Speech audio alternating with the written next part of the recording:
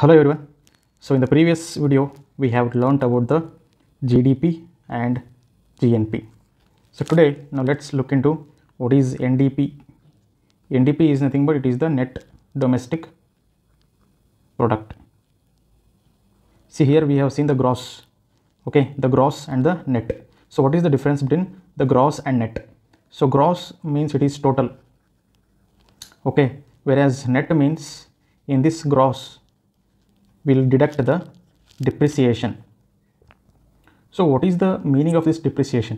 Depreciation means whenever we are using a capital, that is mainly the physical capital, so this will undergo wear and tear, okay, for while using it will undergo wear and tear. So this value will also be included as a depreciation. So ತುಂಬ simple ಉದಾಹರಣೆ ಕೊಡ್ತೀನಿ. So ಒಂದು tractor ಇದೆ ಅಂದ್ಕೊಳ್ಳಿ, okay, ಈ ಟ್ರ್ಯಾಕ್ಟರ್ನ ಬೆಲೆ ಸುಮಾರು 10 ಲಕ್ಷ ಅಂತ ಅಂದ್ಕೊಳ್ಳಿ. ಸೊ ಇವಾಗ ಈ ಟ್ರ್ಯಾಕ್ಟರ್ನ ನಾವು ಯೂಸ್ ಮಾಡುವಾಗ ನಮ್ಮ ಹೊಲದಲ್ಲಿ ಇದೇನಾಗುತ್ತೆ, ಇದರ ಸವಕಳೆ, ವೇರ್ ಆ್ಯಂಡ್ ಟೇರ್ ಅಂದರೆ ಸವಕಳೆ ಆಗ್ತದೆ ಟ್ರ್ಯಾಕ್ಟರ್. ಸೊ ಇವಾಗ ಏನು ಮಾಡ್ತೀವಿ, ಈ ಟ್ರ್ಯಾಕ್ಟರ್ನ ಒಂದು ಅಂದಾಜು ಇದರ ಒಂದು ಲೈಫ್ ಏನಿರುತ್ತೆ ಸುಮಾರು 20 ವರ್ಷ ಅಂದ್ಕೊಳ್ಳಿ, ಓಕೆ, ಇದರ ಒಂದು ಲೈಫ್ ಈಸ್ 20 ಇಯರ್ಸ್ ಅಂತ ಅಂದ್ಕೊಳ್ಳಿ. ಸೊ ಇದನ್ನೇನು ಮಾಡ್ತೀವಿ ಅಂದರೆ ಈ 10 ಲಕ್ಷನ 20 ವರ್ಷಕ್ಕೆ ನಾವು ಡಿವೈಡ್ ಮಾಡಿಕೊಂಡ್ರೆ ಎಷ್ಟು ಬರ್ತದೆ, it will be nearly 50,000. So ಅಂದರೆ ಟ್ರ್ಯಾಕ್ಟರು ಒಂದು ವರ್ಷಕ್ಕೆ ಇದರ depreciation wear and tear cost is nearly 50,000. ಅಂದರೆ ಒಂದು ವರ್ಷಕ್ಕೆ ಒಂದು ಈ ಟ್ರ್ಯಾಕ್ಟರ್ನ ಬೆಲೆ ಏನಿದೆಯಲ್ಲ ಇದು 50,000 ಕಡಿಮೆ ಆಗ್ತಾ ಹೋಗುತ್ತೆ, ಓಕೆ, ಇದನ್ನು ಡಿಪ್ರಿಸಿಯೇಷನ್ ಅಂತ ಹೇಳ್ತೀವಿ. ಸೊ ಈ ಒಂದು ಡಿಪ್ರಿಸಿಯೇಷನ್ ನಾವು ಮೈನಸ್ ಮಾಡಿದಾಗ ನಮಗೆ ನೆಟ್ ಇನ್ಕಮ್ ಅಥವಾ ನೆಟ್ ಡೊಮೆಸ್ಟಿಕ್ ಪ್ರಾಡಕ್ಟ್ ಬರುತ್ತೆ. ಬಿಕಾಸ್ ಇಲ್ಲಿ ಗ್ರಾಸ್ ತೊಗೊಂಡಿರ್ತೀವಿ, ಬಟ್ ಇದರಲ್ಲಿ ನಾವು ಸವಕಳಿ ಏನಾಗುತ್ತೆ ಅದನ್ನು ಕಳಿಬೇಕಲ್ಲ, ಅದನ್ನು ಕಳೆದಾಗಲೇ ನಮಗೆ ಬರೋದು ನೆಟ್ ಡೊಮೆಸ್ಟಿಕ್ ಪ್ರಾಡಕ್ಟ್ ಅಂತ ಹೇಳಿ. ಸೊ ಅದೇ ಥರ ನೆಟ್ ನ್ಯಾಷನಲ್ ಪ್ರಾಡಕ್ಟ್, ಸೇಮ್ ನಾವು ಹೇಗೆ ಗ್ರಾಸ್ ನ್ಯಾಷನಲ್ ಪ್ರಾಡಕ್ಟ್ ನೋಡಿದ್ವಲ್ಲ ಅದೇ ಥರ ನೆಟ್ ನ್ಯಾಷನಲ್ ಪ್ರಾಡಕ್ಟ್ ಅಂತ ಹೇಳಿದರೆ ಇದರಲ್ಲಿ ನಾವು ಗ್ರಾಸ್ ನ್ಯಾಷನಲ್ ಪ್ರಾಡಕ್ಟ್ ಏನಿರುತ್ತಲ್ಲ ಅದರಲ್ಲಿ ಮೈನಸ್ ಡಿಪ್ರಿಸಿಯೇಷನ್ ಮಾಡ್ತೀವಿ. Okay, this is about the net national product ಅಂತ ಹೇಳಿ.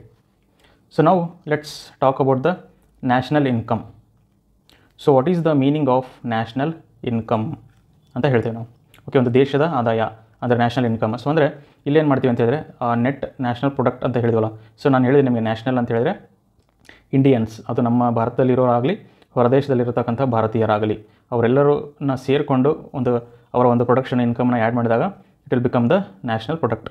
ಸೊ ಈ ನೆಟ್ ನ್ಯಾಷನಲ್ ಪ್ರಾಡಕ್ಟ್ ಏನಿದೆಯಲ್ಲ, ಸೊ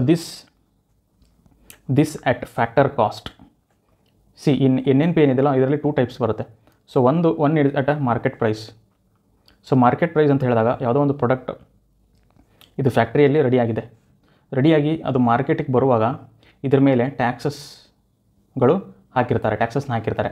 ಆಮೇಲೆ ಗೌರ್ಮೆಂಟ್ ಇದಕ್ಕೇನಾದರೂ ಸಬ್ಸಿಡಿಯನ್ನು ಸಹಿತ ಕೊಟ್ಟಿರುತ್ತೆ, ಓಕೆ. ಸೊ ಇದನ್ನೆಲ್ಲ ಸೇರಿಕೊಂಡು ಕೊನೆಗೆ ಇದೇನಾಗುತ್ತೆ ಮಾರ್ಕೆಟ್ ಪ್ರೈಸ್ ಅಂತೇಳಿ ಆಗಿರುತ್ತೆ, ಓಕೆ. ಸೊ ಇದು ಮಾರ್ಕೆಟ್ ಪ್ರೈಸ್, ಬಟ್ ಇದನ್ನು ಫ್ಯಾಕ್ಟ್ರಿನಲ್ಲಿ ಇದ್ದಾಗಲೇ ಇದಕ್ಕೊಂದು ಬೆಲೆ ಇರುತ್ತಲ್ಲ ಅದನ್ನು ಫ್ಯಾಕ್ಟರ್ ಕಾಸ್ಟ್ ಅಂತ ಹೇಳ್ತಾರೆ, ಫ್ಯಾಕ್ಟರ್ ಕಾಸ್ಟ್.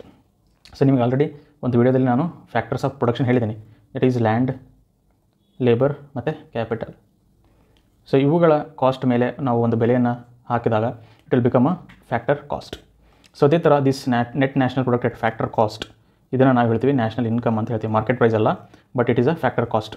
ಸೊ ಈ ಫ್ಯಾಕ್ಟರ್ ಕಾಸ್ಟನ್ನು ನಾವು ಹೆಂಗೆ ತೆಗೆಯೋದು ಇವಾಗ ಅಂತ ಹೇಳಿದ್ರೆ, ಈ ನೆಟ್ ನ್ಯಾಷನಲ್ ಪ್ರಾಡಕ್ಟ್ ಏನಿದೆಯಲ್ಲ, ಸೊ ಇದರಲ್ಲಿ ನಾವೇನು ಮಾಡಬೇಕು ಅಂತ ಹೇಳಿದ್ರೆ net national product at market price, okay, ಮಾರ್ಕೆಟಲ್ಲಿ ಹೋದಾಗ ಏನು ಇದಕ್ಕೆ ಪ್ರೈಸ್ ಇರುತ್ತಲ್ಲ ಅದನ್ನು ಇದರಲ್ಲಿ ನಾವೇನು ಮಾಡಬೇಕು minus indirect tax. Because market price ಏನಿರುತ್ತಲ್ಲ it will be inclusive of the taxes, ಅದನ್ನು ತೆಗಿಬೇಕು. ಪ್ಲಸ್ ಏನು ಮಾಡಬೇಕು ಅಂದರೆ ಸಬ್ಸಿಡಿನ ಆ್ಯಡ್ ಮಾಡಬೇಕು. ಯಾಕೆ ನಾವು ಸಬ್ಸಿಡಿ ಆ್ಯಡ್ ಮಾಡ್ತೀವಿ ಅಂತ ಹೇಳಿದ್ರೆ ಗೌರ್ಮೆಂಟ್ ಏನು ಸಬ್ಸಿಡಿನ ಕೊಟ್ಟಿರುತ್ತೆ ಈ ಒಂದು ಪ್ರೊಡಕ್ಷನನ್ನು ಮಾಡೋದಕ್ಕೆ, ಓಕೆ. ಸೊ ಅದರ ಒಂದು ಬೆಲೆಯನ್ನು ನಾವಿಲ್ಲಿ ಇವರ ಮೇಲೆ ಹಾಕೋ ಹಾಗಿಲ್ಲ net national product, because it is given by the government. So ಇದನ್ನು ನಾವು ಆ್ಯಡ್ ಮಾಡಬೇಕು. ಸೊ ಅವಾಗ ನಮಗೇನು ಬರುತ್ತೆ ನೆಟ್ ನ್ಯಾಷನಲ್ ಪ್ರಾಡಕ್ಟ್ ಬರುತ್ತೆ ಎಟ್ ದ ಫ್ಯಾಕ್ಟರ್ ಕಾಸ್ಟ್, ಅಥವಾ ಈ net national product at factor cost ಏನಿದೆಯಲ್ಲ, so this is also called as the national income.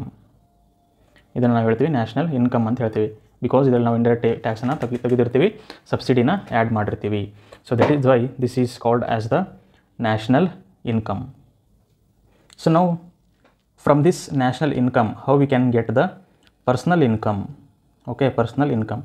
C ಒಟ್ಟಾರೆ ಈ ನ್ಯಾಷನಲ್ ಇನ್ಕಮ್ ಒಂದು ಕಡೆ ಆದರೆ personal income. So personal income ಅಂತ ಹೇಳಿದ್ರೆ ಪ್ರತಿಯೊಬ್ಬ ವ್ಯಕ್ತಿಯ ಒಂದು ಇನ್ಕಮ್ ಏನಿದೆಯಲ್ಲ ಅದನ್ನೆಲ್ಲ ಆ್ಯಡ್ ಮಾಡಿದಾಗ so that will become a personal income. So ಇದನ್ನು ಯಾವ ಥರ ತೆಗಿಬೋದು ನಾವು ಅಂತ ಹೇಳಿದ್ರೆ ನ್ಯಾಷನಲ್ ಇನ್ಕಮ್ ಟೋಟಲ್ ಏನಿದೆ, ಸೊ ಈ ನ್ಯಾಷನಲ್ ಇನ್ಕಮಲ್ಲಿ we have to subtract the undistributed profits.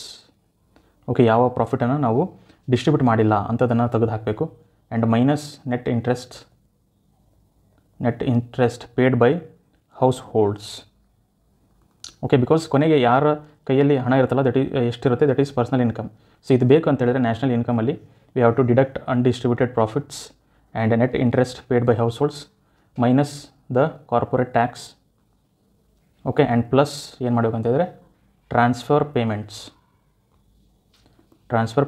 To ಯಾರಿಗೆ, house holds from government and even the firms.